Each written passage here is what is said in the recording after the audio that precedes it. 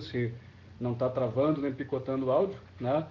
Pelo que me consta aqui, está tudo ok, né? Vocês já estão conseguindo me ver. Então, a gente segue o baile. Boa tarde, Gabriele. Sim, sim. Tá, então obrigado pelo retorno, tá, gente? Então, hoje a gente vai avançar no nosso conteúdo, então. A gente viu até a aula passada aquela questão toda, né, dos pré-socráticos, da origem da filosofia, do início da filosofia no mundo grego, do contexto e tal. E agora a gente avança para o período socrático, beleza? E, gente, prestem muita atenção nesse tipo de conteúdo que a gente vai começar a ver hoje aqui, porque ele se relaciona, ele se conecta com uma série de outras coisas, né? Eu, quando trabalho um tema com vocês, um conteúdo, até porque o nosso tempo sempre é relativamente curto, né, para tanta coisa para ver, eu sempre faço um monte de conexões assim com outros temas. Então, esse é o tipo de raciocínio que o Enem vai exigir de vocês, que vocês cada vez mais têm que testar, certo? Então, quando a gente fala de Sócrates, quando a gente inicia essa outra etapa, a análise dessa outra etapa, assim, do pensamento grego e tal, a gente tem que levar algumas coisas em consideração, tá? Há um corte, né? Há uma mudança de período. Por que, gurizada? A gente viu até semana passada que quando a gente fala de pré-socráticos, a gente está falando de um tipo de pensamento de origem lá da filosofia e tal, e que é um pensamento cosmológico, né? Então tá todo mundo careca de saber disso já, de tantas vezes que a gente tratou aqui. Quando a gente fala de período socrático, ou seja, está falando principalmente de Sócrates e do seu discípulo mais importante, que é Platão, a gente já está trabalhando uma filosofia que tem um caráter antropológico. Então, só para lembrar, né? O que isso significa? Significa que Sócrates, que Platão não querem saber de estudar a origem do mundo, do universo, né, da onde é que veio tudo, se veio da água, se veio dos átomos. Eles não estão nem aí para isso. Eles estão preocupados em estudar o fenômeno humano. O ser humano, então, passa a ser para eles o objeto central, principal de toda a reflexão, de toda a investigação filosófica, né? Mas é o ser humano em que sentido? Lembrando que antropológico vem de antropos, antropos, que é homem em grego, né? Então, antropológico, o ser humano em que sentido? No sentido moral, no sentido político, no sentido ético, no sentido econômico, no sentido social, né? Então, a partir daqui desse ponto, Sócrates, Platão, a gente passa a ter aquilo que nós chamaremos de hoje em dia, né, ciências humanas e suas tecnologias, tá? Então, a diferença é essa, acho que isso tem que ficar bem claro para vocês, como já tinha sido dito nas aulas anteriores, mas aqui é o momento de retomar. E principalmente, gente, quando a gente fala de Sócrates e de Platão, a gente está falando de dois pensadores que viveram no famoso período clássico da história da Grécia, né? E esse período dá o que falar, né? Então é preciso contextualizar. Gente, quando nós falamos de período clássico, a gente está falando então daquele período de apogeu, né? Como a gente já tinha observado. Esse período clássico, então, ele se estende entre o século V e o século IV antes de Cristo. E vai ser o apogeu de um monte de coisas na Grécia, né? Vai ser o apogeu de Atenas e vai ser o apogeu de Esparta também, principalmente depois das guerras médicas, depois que os gregos, então, conseguem derrotar os persas, né? Nas guerras médicas, enfim. Então vai ser um momento de explosão, vai ser um boom, né? Vai ser um grande florescimento que a gente vai ter da Grécia como um conjunto. E aí a filosofia de Sócrates, Platão, daqui a pouco vem Aristóteles também, fazem parte desse conjunto. Quando a gente fala do século V a.C., gurizada, principalmente, né, que é o século principal que marca o período clássico, a gente costuma chamar, em história também, né, esse século V a.C. de século de Péricles, né? Século de Péricles. Vocês já devem ter ouvido essa expressão. Então, por que é o século de Péricles? Porque é o século em que, depois das guerras médicas, Atenas passa a ser governada por Péricles, que é aquele grande estadista, pagodeiro, né? Não, brincadeira, né? A gente tem Péricles da Antiguidade Grega, general que vai governar Atenas, e a gente tem o Péricles, que é um grande músico aqui do Brasil de hoje, né? Então, o que faz Péricles? Ele reconstrói Atenas depois das guerras médicas, ele coloca os dispositivos políticos assim democráticos em funcionamento.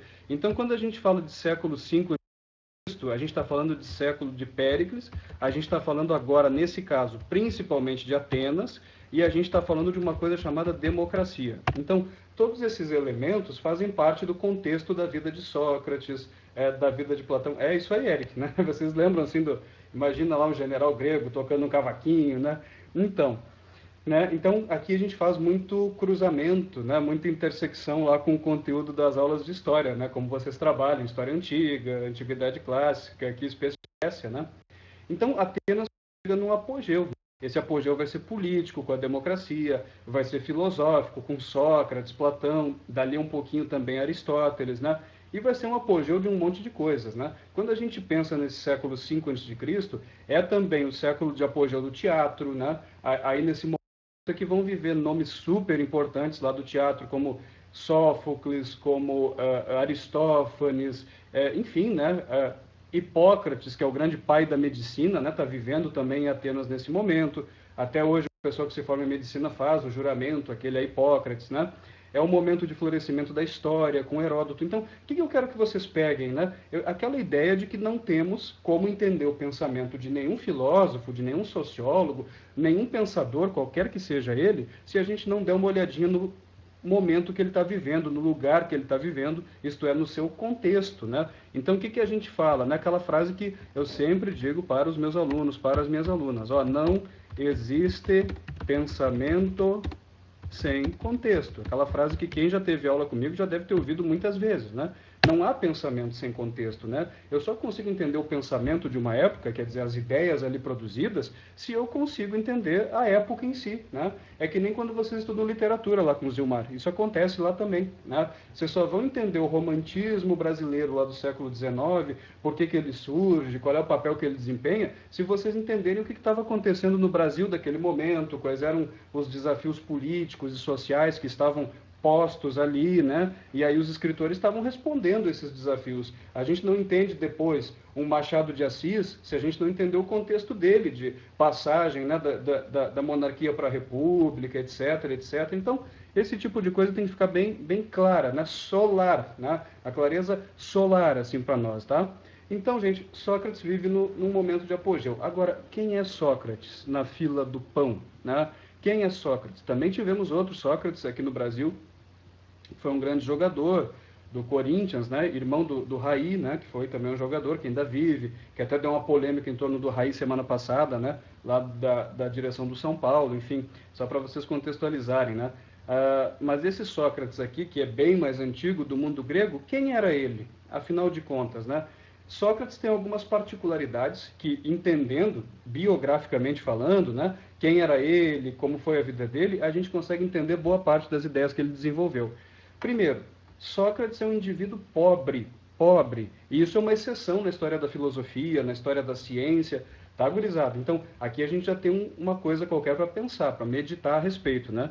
Quando a gente olha para a grande maioria dos filósofos em todos os tempos, a grande maioria dos cientistas, dos grandes líderes políticos, dos grandes inventores, dos grandes escritores, quando a gente olha para essas pessoas, a grande maioria delas veio de berço de ouro, né? Ou seja, eram pessoas que vinham da elite, né? E que tinham justamente um tempo livre necessário para desenvolver atividade intelectual. Já não era o caso de Sócrates. Sócrates é um caso raríssimo de pensador, de filósofo que pertencia à classe social mais baixa. Então, talvez um pouco por isso também, a questão social vai tocar mais profundamente ele, né? Quando a gente para pensar, os pré-socráticos que a gente viu, quase todos eles, eram homens muito ricos, eram homens possuidores de escravos e tal. Então eram caras que tinham tempo livre para fazer aquelas observações da natureza, aquelas observações do espaço, eles tinham essa possibilidade. Agora Sócrates não. Sócrates era soldado raso do exército ateniense. Então, para quem não sabe, anota aí, ele era soldado, né? E nunca passou de soldado por causa da condição social dele, que era mais baixa, ele nunca chegou a oficial, né? Sempre foi soldado raso. Dizem seus biógrafos que ele lutou nas guerras médicas. Então, lutou contra os persas, esteve presente em algumas batalhas que vocês aprendem em história, né? Que foram decisivas para a vitória da Grécia sobre os persas. Sócrates estava ali lutando e era um soldado de linha de frente, muito valente, muito aguerrido. E aí ele vai se aposentar da vida militar aos 60 anos de idade. Então, ele começou a se tornar filósofo aos 60 anos de idade. Então, aqui é outra coisa para pensar. Vejam como nunca é tarde para começar qualquer coisa que seja na vida da gente. Então, quando a gente fala de Sócrates, vou colocar aqui um dado para vocês que é bem importante, tá? Quando a gente fala de Sócrates, a gente está falando de um cara que nasceu em 469 e morreu em 399 antes de Cristo. Tá? Estou colocando aqui no chat para vocês. Ele vive nesse período, então isso aí é século V a.C., praticamente toda a vida dele está dentro desse século de Péricles, né, que eu tinha comentado antes, e ele vive, 70 anos de idade, gurizada, 70 anos, até vou colocar uns pontinhos de exclamação aqui do lado, para vocês entenderem que isso era uma coisa notável para os padrões da época, porque, afinal de contas, a expectativa de vida nessa época era muito baixa, né? Mal e mal o indivíduo beirava ali os 40 e pouquinhos anos de idade e já morria, já considerando que Sócrates ainda era um veterano de guerra, que esteve exposto, né, a muitos perigos, isso, exatamente, Eric, né? Um soldado que teve em guerras, né? Então ele viveu bastante. E uma outra peculiaridade ele poderia ter vivido até bem mais, depende, né, dependendo de como a gente elabora o raciocínio. Porque ele morre aos 70 anos, e já uma informação importante para vocês, ele não morre de morte morrida, quer dizer, ele não morre de causas naturais, ele morre de morte matada. Para quem não sabe, Sócrates é condenado à morte. Ele morre, ele recebe uma pena de morte, bebe veneno, morre, acusado, dentre outras coisas, de corromper a juventude ateniense, né? Então, esse cara está doutrinando, corrompendo a juventude, então a gente vai eliminá-lo. Foi o que aconteceu lá. Então, aos 70 anos de vida, então ele morre. Então, o período do Sócrates filósofo foi o período dos últimos 10 anos da vida dele, né? Dos 60 aos 70, quando ele finalmente teve esse tempo livre para se dedicar à atividade intelectual. Galera, é muito importante pensar nisso. Isso pode ser um tema de redação para vocês. A imensa maioria das pessoas não dispõe de tempo para fazer pesquisa científica, para fazer reflexão filosófica. Isso é assim no mundo. Isso é assim no mundo até os dias de hoje. Então pense em qualquer trabalhador, qualquer trabalhadora assalariada, né, que trabalha no mínimo 8 horas por dia, né, no seu espaço de trabalho, que tem todo o tempo do deslocamento. Então nós não temos aquela expressão que um filósofo italiano atual utiliza, o Domenico de Masi, né, ele fala em ócio criativo, tem até um livro dele com esse nome. Nós não temos o tempo para exercermos esse ócio criativo, né? Mas a maioria dos grandes pensadores teve esse tempo, né? Justamente porque não tinham louça para lavar. Eduardo ele foi acusado, dentre outras coisas, de corromper a juventude, né? De estar levando a juventude para o mau caminho, digamos assim, né?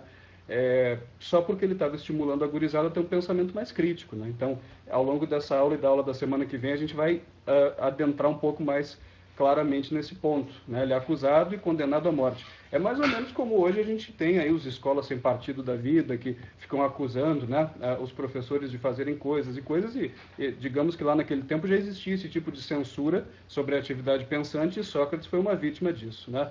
Aliás, ele é um caso de pensador que morre por causa das suas ideias, como nós temos vários outros casos na história da humanidade, né, que a gente vai ver Sócrates, Giordano Bruno, Tomás Moros, né, tem vários outros assim. Agora, vejam só, são muito poucos os pensadores de origem pobre, né? Um deles é o próprio Sócrates. Se vocês quiserem outro exemplo, lá no Iluminismo francês, lá no século XVIII, a gente tem Jean-Jacques Rousseau, que todo mundo pelo menos já ouviu falar. E Rousseau era um pensador de origem humilde. Então, entre os iluministas, ele era o que tinha a origem mais humilde, mais pobre. E talvez justamente por isso o pensamento de Rousseau seja o pensamento que é mais ligado à incorporação das massas populares ao processo político. Digamos que Rousseau, de todos os iluministas lá do século XVIII, é o mais democrático, né? Então talvez porque ele já venha de baixo. Outro exemplo de pensador que veio de uma condição mais pobre é Augusto Comte. O Augusto Comte, que é o criador da sociologia, que daqui a pouco mais a gente vai ver alguma coisa sobre ele também. Então Sócrates, Rousseau, Augusto Comte, em diferentes épocas, são pensadores que eram grandes, notáveis, mas que vinham de origem mais humilde, e essa origem social justamente demarca a maneira deles pensarem. Então esses dados biográficos são importantes para a gente lembrar, né, do porquê que eles pensavam como pensavam. Fazem parte do contexto que a gente tem que observar, tá? Informações importantes aí. O pai de Sócrates era escultor, era um escultor pobre, e a mãe dele era parteira. Então vocês podem anotar. Anota isso daí, por favor.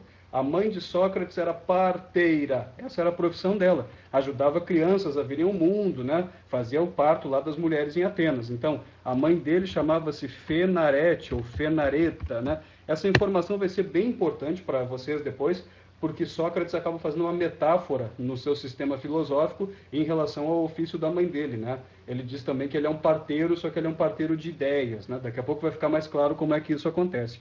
E aí o pai dele era escultor. E às vezes tem gente que me pergunta, tá, senhor, mas o cara era escultor? Isso, a maiêutica, Ana Carolina, isso aí, o parto de ideias. Então ele tira a inspiração da mãe dele. Né? A minha mãe era parteira e eu, de certa forma, herdei o ofício, herdei o trabalho da minha mãe. Eu ajudo as ideias a virem ao mundo. Então ele dialogava com as pessoas, ele dialogava com as pessoas no sentido de ajudar as pessoas a colocarem para fora ideias, né, que estavam ali dentro de si, mas estavam com certa dificuldade para se expressar, para sair. Então a maiêutica, que é parte do método de Sócrates, significa isso aí mesmo, parto de ideias. E tem gente que fala para mim assim, tá, senhor, mas o pai dele era escultor, mas era um cara pobre. Aí a gente tem que contextualizar também. Escultor naquela época não era como hoje, assim, a gente tem um escultor que às vezes é um artista renomado na sociedade, que ganha um bom dinheiro, né? O cara fez a estátua do Fernandão ali no Inter, fez a estátua do Renato lá no Grêmio. Não era exatamente isso, né? Naquele tempo não existia fotografia, por exemplo. Então a maneira de retratar as coisas era fazer pequenas estatuetas. E aí o pai de Sócrates ficava no centrão de Atenas oferecendo estatueta para as pessoas, para retratar as pessoas, um animal de estimação, uma criança, a sua casa, né? É assim como quando a gente andava ali no centro, no tempo que a gente podia sair na rua, né? A gente sempre descendo a Borges de Medeiros via aqueles caras, vocês nunca viram?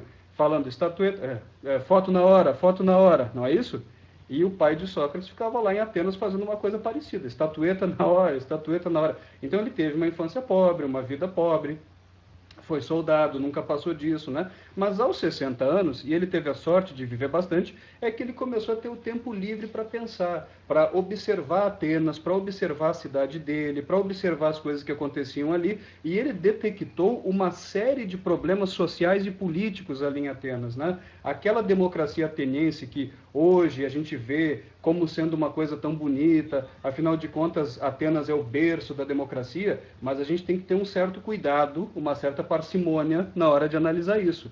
Porque essa democracia, como qualquer outro regime político que a história nos revela, tinha um monte de problemas, né? E contra esses problemas é que toda a filosofia socrática vai passar a se desenvolver, correto? Então, acho que a primeira coisa é essa. Segundo, entrar no contexto, gurizada. Então, a gente está falando que Sócrates vive no momento em que a democracia está no seu apogeu em Atenas, né? A democracia foi inventada pelos gregos, mais especificamente, ela foi inventada pelos atenienses. Aí a gente poderia se perguntar, por que na Grécia inventaram a democracia? Por que não foram os hebreus? Por que não foram os próprios persas? Por que não foram os egípcios, né? Assim como a gente se perguntou, lá no momento em que a gente viu o surgimento da filosofia, tá, mas por que os gregos inventaram a filosofia? Lembram? Na primeira aula, segunda aula, a gente já falava disso, né? Por que será que foram os gregos que inventaram a filosofia e não foi nenhum outro povo que inventou? Aí a gente viu que os gregos tiveram uma série de condições históricas que possibilitaram e que até levaram eles a inventar a filosofia. No caso da democracia, a gente faz um raciocínio parecido, né? Por que os gregos, mais especificamente os atenienses dessa época, inventam, desenvolvem, consolidam a democracia? Por causa das questões históricas, do contexto histórico, né? Dá para dizer para vocês, eu vou tentar falar de uma maneira bem clara e bem resumida, né? Porque isso também é um conteúdo de história, democracia também é um tema de filosofia e sociologia, né? Mas eu posso dizer para vocês, assim, basicamente o seguinte, quando aconteceram as guerras médicas, vocês imaginam o horror que foi. Os persas estão vindo, eles vão invadir Atenas, eles vão arrebentar com a nossa cidade toda aqui, né? E aí foi preciso o envolvimento de um monte de gente ali em Atenas para dar combate aos persas, entende? Então, os comerciantes participaram ativamente da resistência ateniense, deram até dinheiro para isso. Os generais participaram, mas não foram apenas os militares que organizaram a defesa de Atenas contra os persas, né? Os comerciantes se envolveram, os magistrados se envolveram, os nobres se envolveram, as pessoas comuns se envolveram. Então, durante as guerras médicas, as decisões ali do que deveria ser feito para combater os persas, para se defender ali em Atenas, foram decisões discutidas e votadas, assim, tomadas coletivamente. E aí, quando a guerra acabou, quando as guerras médicas acabaram, já tinha se criado ali em Atenas um hábito, uma cultura de envolver mais gente nos processos decisórios. Então, as guerras médicas até tiveram um papel fundamental para a consolidação da democracia. É claro que, até mesmo antes disso, já havia certas condições históricas também que vinham sendo construídas para que a democracia se implantasse. Aqui eu quero que vocês façam um link com as aulas de história, com as aulas de história geral, tá?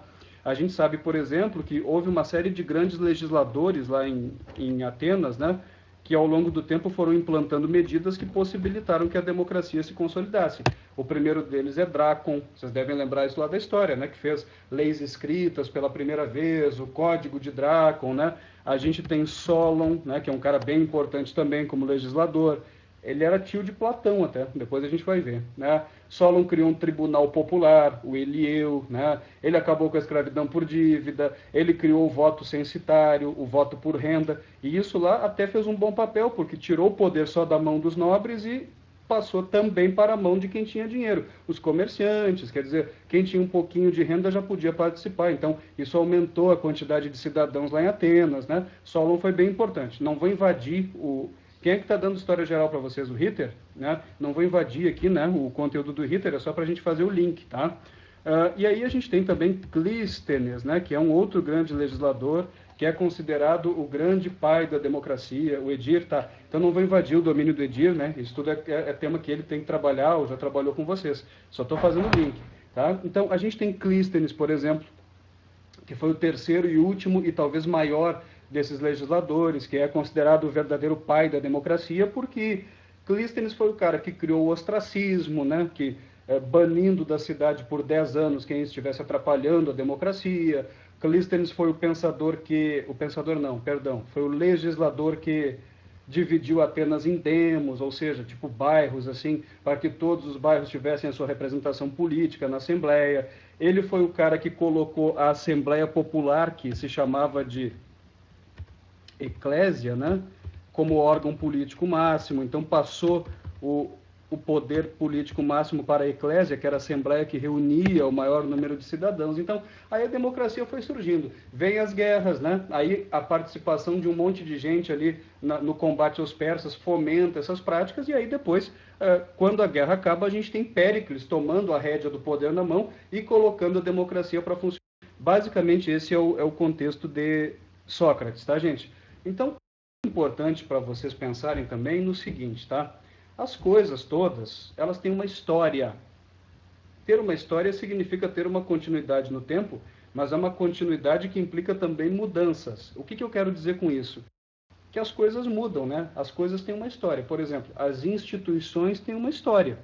Quando a gente fala na igreja de hoje, a igreja católica, por exemplo, ela é bastante diferente da igreja medieval, né? Ou ela é bastante diferente da igreja primitiva que começa a surgir dentro de Roma.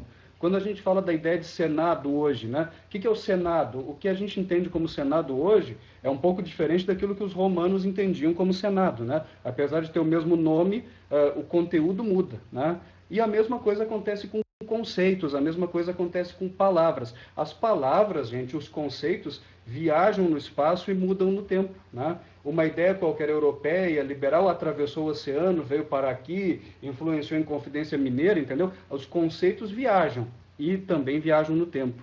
O que eu estou querendo dizer? Que a palavra democracia tem uma história e que ela foi mudando o seu significado, ou aprimorando, ou sofrendo variações ao longo do tempo. E é nesse ponto que eu quero que vocês tomem muito cuidado. Olha para mim aqui, ó, muito cuidado, tá? Na hora de fazer a prova do Enem, na hora de se preparar para qualquer vestibular que vocês venham a fazer. Tá? Por quê, gente? Porque democracia hoje, o entendimento que a gente tem do que é democracia é diferente do que iluministas do século XVIII pensavam, né? E é diferente do que os gregos pensavam. Então, democracia, de modo geral, mantém uma certa unidade de significado. Então, democracia significa, tá, é quando tu envolve mais gente ali no processo decisório, tu tem uma pluralidade, né, uma participação maior de pessoas na tomada de decisões, na administração dos negócios públicos, na própria criação das leis. De um modo geral, democracia é isso. Isso varia de época para época. O que os atenienses entendiam como democracia nessa época é diferente do que nós entendemos como democracia. hoje, certo, gente? Sofreu variações. Então, muito cuidado. Ah, os gregos inventaram a democracia e até hoje a gente usa a democracia que eles inventaram. Vocês têm que tomar muito cuidado com isso. E eu vou dar um exemplo do porquê que vocês têm que tomar cuidado. Gente, a base mais sólida, ou talvez uma das bases mais sólidas do que nós entendemos como democracia hoje, é a separação de poderes, né? Então a gente tem um executivo, um legislativo, um judiciário, poderes independentes entre si, né? E que mantém o equilíbrio de forças no país. Então, se o executivo está fazendo bobagem, o legislativo, o judiciário tem que ter poder para freá-lo, né? Agora, isso não foram os gregos que inventaram, por exemplo. Isso vem lá do Iluminismo, Montesquieu, né, que inventou a doutrina dos três poderes, da separação de poderes. Então, o que a gente entende como democracia hoje se assenta um pouco no que os gregos inventaram, mas se assenta também em várias outras bases que, historicamente, em outras épocas, foram se construindo. Então, cuidado com isso, certo? E democracia, então, nesse momento aí, não era exatamente como hoje. Era uma democracia que se praticava de uma forma bem diferente. Inclusive do ponto de vista de quem podia participar do regime democrático, que eu acho que também é outra coisa importante para pensar. Quando a gente fala em democracia, galera, a gente tem uma palavra que é irmã gêmea de democracia. Gêmea até siamesa. Sabe, irmãos gêmeos siameses, assim, que não se separam, né? Democracia e cidadania são palavras assim, né? Não pode pensar numa sem a outra. Vou botar aqui o par, tá? Democracia barra cidadania. E cidadania é uma das palavras que a gente tem também que tentar entender o significado. E o que é cidadania, né? Lá na Grécia, lá em Atenas dessa época, só podia participar da democracia, só podia, né, participar do regime democrático quem tinha cidadania, quem era cidadão. Agora, quem era cidadão nessa época, por exemplo? Aí, se a gente para analisar essas coisas, a gente percebe que cidadania hoje significa uma coisa. Naquela época dos gregos significava outra. É diferente, né? Quando a gente fala cidadania hoje, o que vem na cabeça de vocês? Vem uma ideia de beleza, né? Cidadania é uma palavra bonita para nós. Então, quando a gente fala em cidadania hoje, a gente está falando de direitos, de prática de direitos, né? Então, cidadania é o direito a ter direitos. Cidadão, a pessoa que tem direitos políticos, direitos civis, direitos sociais, direitos difusos, né? Beleza, maravilha, né? A ideia que nós temos de cidadania hoje, pelo menos como ideia, ela é muito inclusiva. Todo mundo tem que estar representado, todo mundo tem que ser cidadão ou cidadã. Então, a ideia de cidadania que nós temos hoje, ela absorve a mulher, ela absorve o negro, ela absorve o branco, ela absorve o indígena, ela absorve gente velha, gente nova, o nativo, o estrangeiro, todo mundo é cidadão. Mas essa ideia de cidadania ampla, né, pelo menos como ideia, como conceito que nós temos, é algo que, digamos, da Revolução Francesa para cá, é que começa a se desenvolver melhor, né? Ou das revoluções burguesas, se vocês querem, talvez da independência dos Estados Unidos para cá, talvez da Revolução Francesa, né? É mais ou menos por aí. É uma ideia muito contemporânea, né, que a gente tem. Então, cidadania hoje é um direito, né? É o acesso a direitos, né, de uma maneira bem irrestrita. Mas quando a gente pensa em cidadania lá na Grécia Antiga, cidadania não era um direito, não era uma coisa tão bacana assim. Cidadania era um privilégio. Era um privilégio de poucos. E é isso que a gente tem que lembrar, certo? Porque para ser cidadão lá em Atenas e participar da democracia, tinha pelo menos umas 5 condições que o indivíduo tinha que preencher para isso. E a imensa maioria da população não preenchia essas condições, tá? Então, para ter cidadania, vamos botar aqui, para ter cidadania ateniense, né? Cidadania ateniense, ou seja, poder participar. Não bastava ter nascido em Atenas só, precisava de uma série de outras coisas, né? Primeiro critério, gurizada, vou botar aqui, número 1, tinha que ser homem, né? Mulher não podia participar. E aqui a gente já tem um outro tópico importante para pelo menos pensar, dar uma discutida, né? Tinha que ser homem. E isso automaticamente, esse primeiro critério, excluía a maioria das pessoas da participação, né? Porque a maioria da população de Atenas, nesse momento, era uma população de mulheres. A maioria é. Ai, mas como é que o senhor sabe disso? Não tinha censo lá naquela época, tinha o IGGE, o Instituto Grego de Geografia e Estatística, não tinha, né? Mas eu tenho certeza absoluta de que havia mais mulheres do que homens nesse momento lá na Grécia, por uma razão histórica. As guerras médicas tinham acabado de terminar. Então, é claro que tinha morrido uma quantidade muito grande de homens na guerra, e se vocês fizerem perguntas menores do tipo, será que havia mais viúvas ou mais viúvos?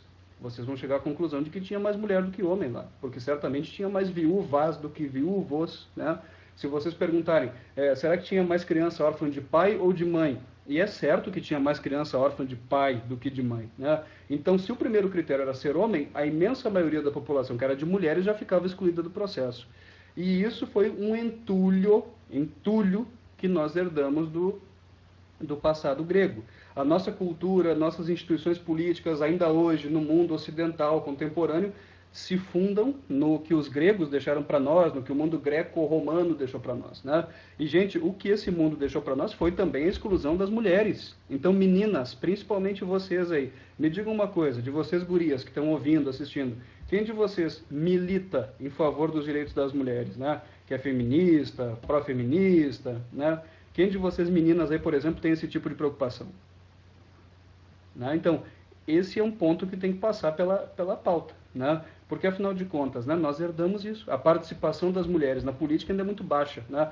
A gente tem um eleitorado no Brasil, muitas mulheres vão votar, mas em termos de representatividade política propriamente, não tem muita mulher na Câmara Federal, nem no Senado, nem nas Assembleias Legislativas dos estados, nem nas câmaras de vereadores. Então, o Brasil tem mais de 5.000 cidades, né? Mais de 5.000 municípios, e eu não conheço nenhum deles sequer que tenha uma Câmara de Vereadores com mais mulheres do que homens, ou pelo menos com um número igual de vereadoras e vereadores, né? É um ponto para a gente pensar, galera, tá? Que hoje ainda está muito presente. Isso é um entulho que a gente herdou. E é por isso que a gente tem que sempre tentar não sacralizar, né? Porque a gente pensa nos gregos, os gregos maravilhosos, intelectuais, inventaram a filosofia, as Olimpíadas, não sei o que lá, mas também deixaram muita coisa ruim para nós, né? Deixaram muita coisa com a qual a gente está lutando. Quando a gente fala de machismo estrutural, nessas coisas todas, isso carrega toda uma cultura, e isso vem de longe, vem de águas assim mais profundas, né? Então a gente tem que pensar, se no Brasil nós temos uma democracia representativa, e se no Brasil nós temos uma maioria populacional de mulheres também, e nós temos, aqui nós temos dados seguros do IBGE que nos mostram isso, é evidente que tinha que ter mais mulher do que homem legislando, né? Agora pega a história do Brasil republicano, nós tivemos uma presidenta mulher até hoje, né? Pega a história do Rio Grande do Sul, nós tivemos uma governadora mulher até hoje, né? Pega Porto Alegre, que é a capital do Rio Grande do Sul, em toda a nossa história acho que não teve nenhuma prefeita mulher, né? Nunca teve, né? Quem sabe as coisas mudam daqui para diante, nos próximos anos, décadas, sei lá, é alguma coisa que está em luta, que está em marcha, mas que ainda faz parte, né, de uma cultura que nós herdamos lá do mundo grego. Então, pensem, gente, esse tipo de coisa é importante. Então, era uma cidadania muito restritiva. O segundo critério para ter cidadania lá na Grécia, né, lá em Atenas dessa época, era ser livre, né? Então, lembrando que era uma sociedade escravista. Solon tinha acabado com a escravidão por dívidas, e isso aumentou o número de cidadãos, porque o indivíduo que era escravizado por dívida perdia a sua cidadania. Então, faz um paralelo com o Brasil de hoje, né? Tem 40 milhões de pessoas no SPC, no Serasa, seriam 40 milhões a menos de cidadãos participando, votando no Brasil, né? Mas Solon acabou com a escravidão por dívidas. Outras formas de escravidão continuavam existindo lá. Escravidão de estrangeiro, de prisioneiro de guerra e etc. Né? De maneira que a população de escravos em Atenas também era grande. Né? Então, ser homem e ser livre, os dois primeiros critérios para ter cidadania em Atenas, já excluíam assim, tipo uns 80% das pessoas. 75% ou 80% das pessoas, né? Literalmente. Então vejam, a gente fala em cidadania hoje como uma coisa abrangente, bonita, e nesse tempo aí não era nada disso, né? Era uma coisa restritiva. Aí vocês podem fazer até um esqueminha, vou colocar um esqueminha para vocês aqui no chat, tá? Então botar cidadania moderna, né? Que é a ideia que nós carregamos hoje, que herdamos da Revolução Francesa, né? Ela é, digamos assim, inclusiva, né? Inclusiva entre aspas, né? Pelo menos no discurso. Na prática a gente sabe que muita gente é discriminada e não exerce a cidadania devidamente.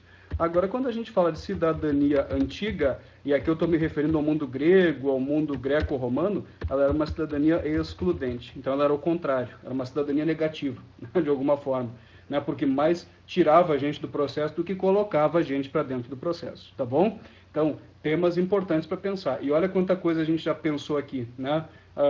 Arrodeando Sócrates, né? tentando chegar nele, a gente vê tudo que está adjacente e aí a gente já toca na história, a gente já toca na sociologia, em outros pontos aqui do conteúdo de filosofia, isso também é bem legal.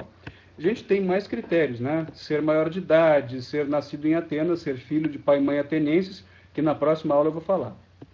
Até queria que vocês me lembrassem disso quando a aula começar, né, que a gente parou aqui, né? Faltavam ver os outros critérios. Eu quero aproveitar esse último minuto de aula que a gente tem para dar uma sugestão para vocês, que eu acho bem importante, tá? Bem importante mesmo. Duas, tá?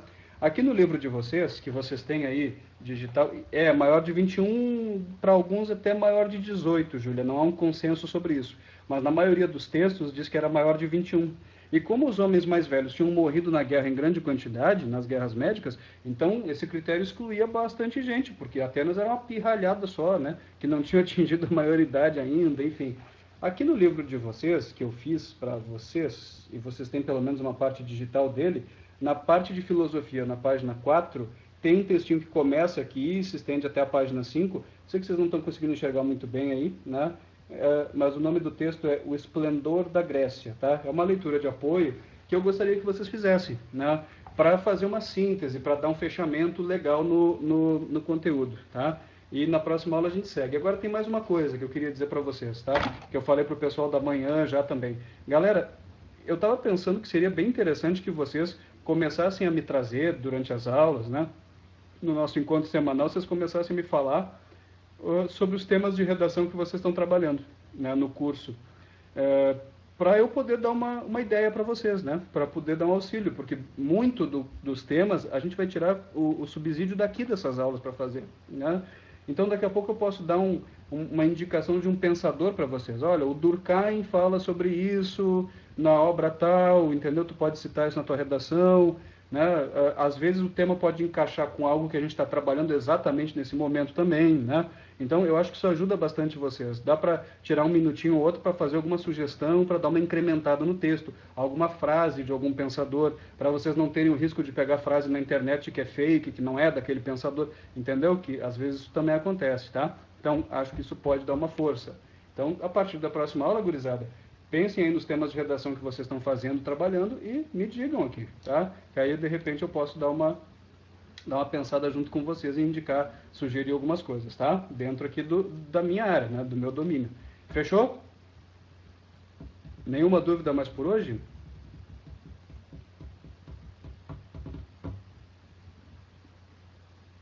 Nenhuma? Então tá.